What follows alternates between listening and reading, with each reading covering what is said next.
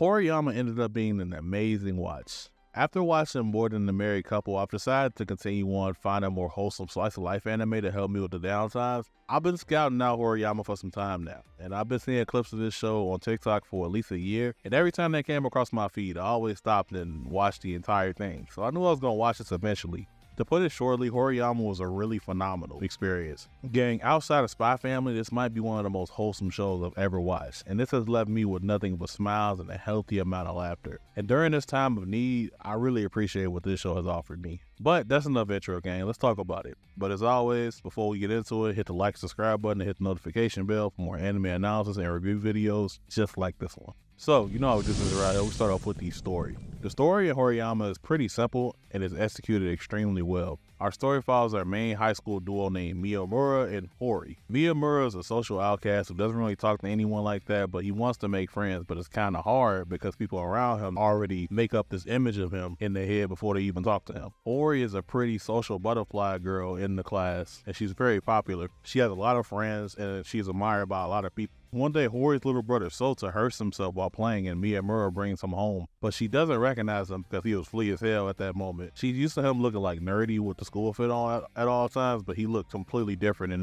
this scene here. Once he reveals who he is, it piques her interest, and damn near instantly, Sota low-key the MVP for real because he offered Hori a cover-up for this whole thing to see him. Sota wanted to play with Miyamura after that day, so she invited him to come over so she could eventually find out more about him as a cover-up of him actually going to play with her little brother type shit. That's the base of the story, and I'm not gonna lie, every interaction in between Miyamura and Hori is extremely satisfying. Watching them grow closer was sweet and simple. They actually talk about shit in a timely manner. Doesn't really have time to build up to turn into anything big, like a big argument or commotion. Their communication is pretty straightforward. Like, nah, I'm dead ass. Niggas don't tiptoe around shit in this show at all. They just let it out at random moments too, which is funny as hell. There's a few instances of this too. It was this moment where Hori and Miyamura was like looking at each other's hands, because I think Miyamura pointed out that she was double jointed. And so they started comparing hands and they started holding hands, and Hori just came out with it and said that she liked them. I was like, damn, all right.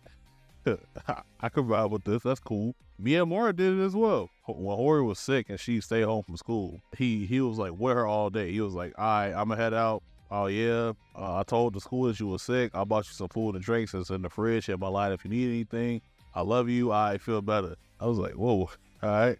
Made Hori spring right the fuck up like the Undertaker when he left that room. That was funny as hell. I really appreciate two major things in this show, and that's its story structure and its visual storytelling. I didn't realize it until the end of the show, but the low-key end goal was to build up this big-ass group of friends that's with all vastly different personalities. After realizing it, I really appreciate the approach they took to do that. So the whole story revolves around Hori and Miyamura's relationship, right? So the story started off making sure that they were well established before they went in any other direction. But after they established it, it seemed like you didn't know where the focus of the next episode was going to be, and I really like that. It's a real mystery aspect of the show. They really emphasize the importance of every character and their relationship in this show with this approach. Literally everyone has some significance and become a part of the group in the end, or at least be a friend to Miyamura at the end of it. The niggas that even bully Miyamura had pretty much an entire episode based around them. This show approach to its episode structure makes the whole watch more interesting because they already shown these characters up until this point. So now we're just guessing who we're going to learn more about next. The visual storytelling is actually pretty subtle and genius. Every time something important is said or there's an emotional barrier getting broken, there's this little visual that pops up with the characters with a white background that has a distinct color shadow pulling away from the character. And it kind of lets you know like, hey nigga, you need to pay attention here. I really appreciate that personally because I really be going blank sometimes when I watch stuff. So that really like pulled me back in and let me know like, hey, I need to pay attention right there. Like they handled this perfectly, and I really appreciate everything that happened in this story. And I'm glad that we got more with the missing pieces. I'm definitely gonna watch it. Now let's move on to characters and character interactions.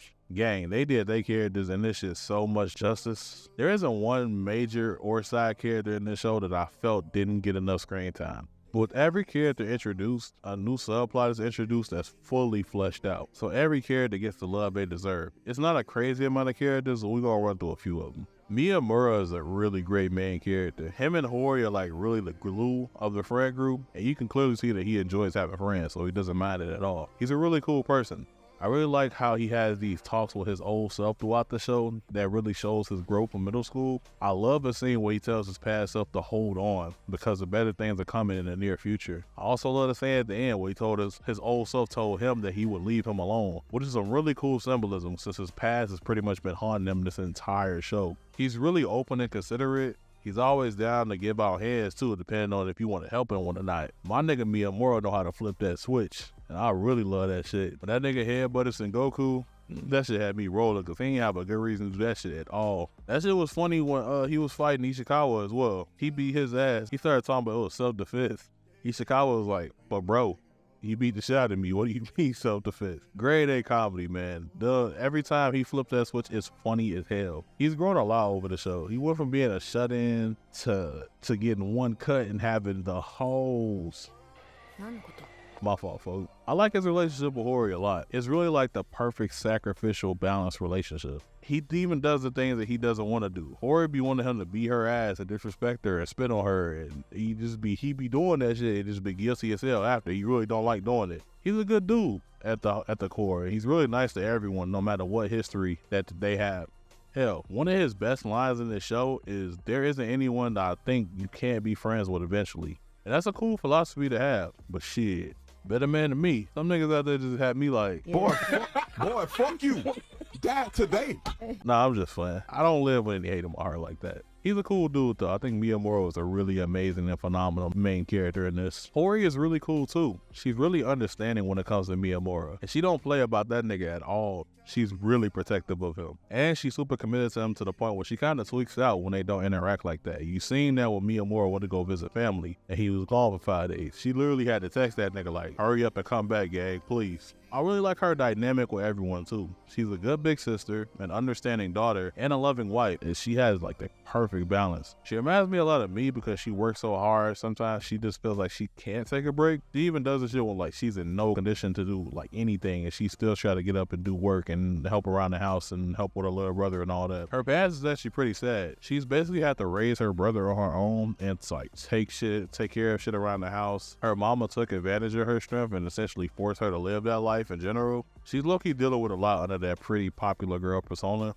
but I love how strong she is, all things considered. Her relationship with her family is actually pretty funny too. Her family be acting like they want Miyamura around more than her ass. She's a little freaky ass motherfucker too. She like getting beat on. That kind of surprised me. Her beef with her pop's kind of funny as hell too. It ain't like a beef for real. She just be on that with his ass. She just super well-rounded, man. I really appreciate every moment of her. I really do. Honoka was pretty cool too. She was a little weird at first. They revealed why she was weird later on. She lost a whole ass brother, gang, and she probably never even properly grieved, and she probably don't know how to properly grieve that.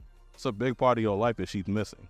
I love how she let Miyamura actually like indirectly fill that role and help her even though she was kind of jealous of him. I love how they ended up being like cool with it and all that. I think that's a really cool touch. Ishikawa was a very cool character, and I'm glad that he ended up happy in the end because, man, my nigga took some Vegeta L's. He got the girl that he like snatched, and the nigga that took his girl beat his ass. The average nigga would have either transfer schools or he would turn into a supervillain. It's not safe to come to school that next day, but he actually kept it cool. It's kind of wild that he was able to look past his pride that much, cause gang, it couldn't be me. But I like how he handled it though. He ended up still being friends with Miyamura too, which is wild. He even let him know like, hey, it ain't no hard feelings, gang. And they ended up being like real life homies for real, and like Miyamura beat his ass. Like, that's kind of wild. I like his relationship with Yuki too. It's not that different from what they had going on originally, and that's nice because there's no pressure due to a major change, so it's not awkward or anything. He treated the whole Sakura thing the best way he could, and I definitely respect him and how he handled that situation.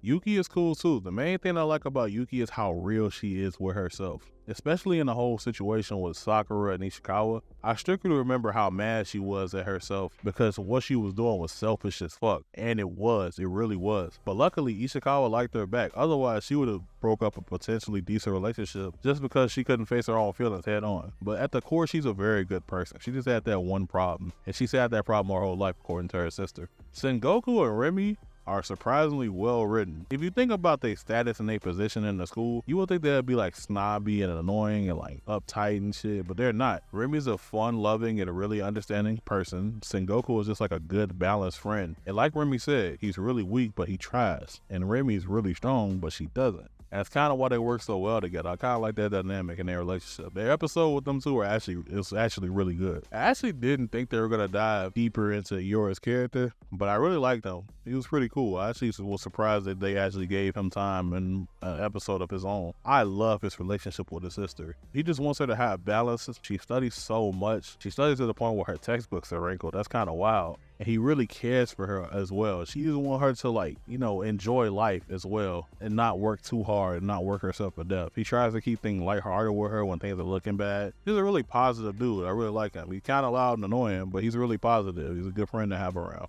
Sosa is really that nigga, gang. He's the reason that things are the way they are. That one scene where he was sitting down and they was talking about inviting Miyamura over with Hori, and he told Hori that she needed to be more real with herself. It instantly made me like her more because that was raw. I was like, talk to her.